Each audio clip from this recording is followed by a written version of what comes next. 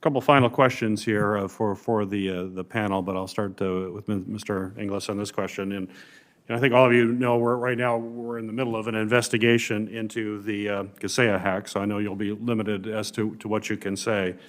But I think this committee needs to understand, particularly with some of the information that came to light just recently regarding the FBI's action, that we need to understand how the administration balances the need for investigating a cyber attack and providing relief to the victims as well.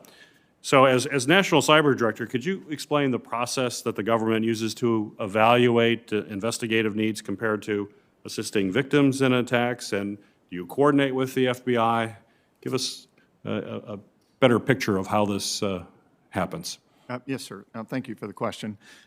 First, I would say that the overwhelming bias is to assist the American people, right, to essentially provide the government's resources and its focus, its time and attention to assist them, as opposed to develop for its own sake some instrument of power for its own sake.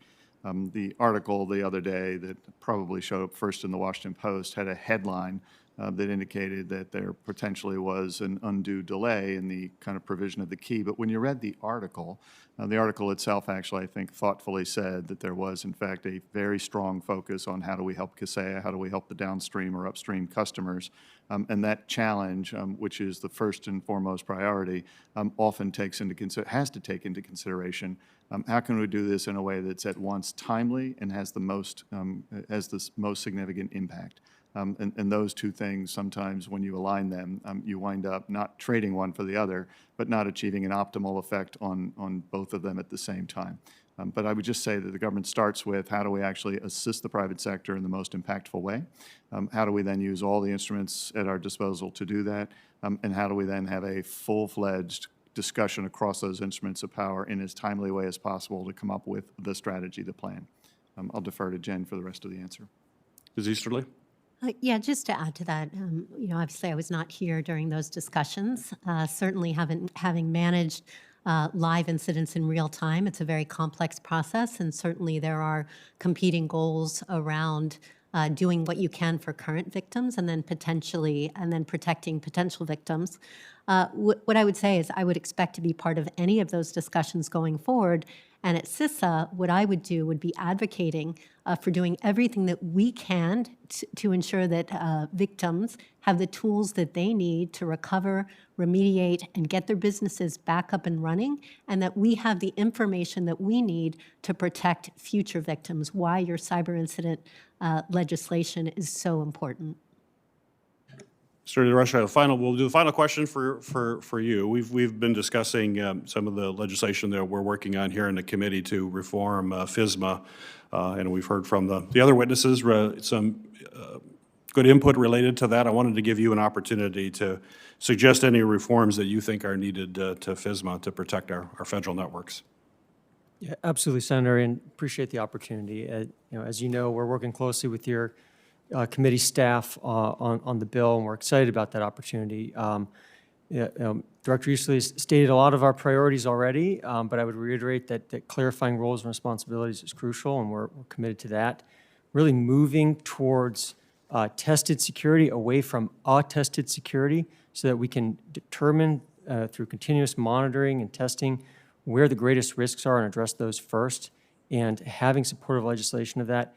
Having legislation that ensures that we're not being overly burdensome with multiple compliance requirements and regimes that are going towards agencies, and so that we can streamline some of that and maybe provide some relief on how often they need to do that so they can focus on remediating the vulnerabilities that they're finding through tested mechanisms. And also moving towards automation. There is a skills gap in this space. We're working to address it, but we can't do that fast enough, and so we've got to lean on the technology and integrate that into our processes. And so I think those priorities are well aligned and shared, and we just look forward to the right language to codify those into law. Well, thank you for that answer, and once again, thank you to our witnesses for joining us today. I appreciate all of your efforts to strengthen our cybersecurity defenses. It's a big challenge. All three of you are certainly up to that challenge. And I appreciate you taking the time today to discuss these issues with the committee. I think you can tell this committee is very focused on these issues. All of the members are very engaged. We understand the seriousness of what we're dealing with, and we want to support you in your efforts each and every day.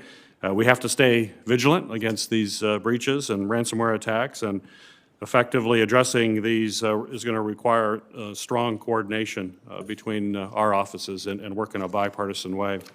I look forward to working with, continuing my work with Ranking Member Portman to introduce bills that will strengthen the cyber incident and ransom payment reporting requirements for key public and private sector entities and ensure that federal government networks are also prepared to deal with these evolving threats. I think we heard today that there's a clear need for our offices to get this information, which can help you connect the dots and who's behind these attacks and help prevent potential targets from being potential victims. And I look forward to continuing to work with all of you and with my colleagues on this committee to do everything in our power to strengthen our cybersecurity defenses.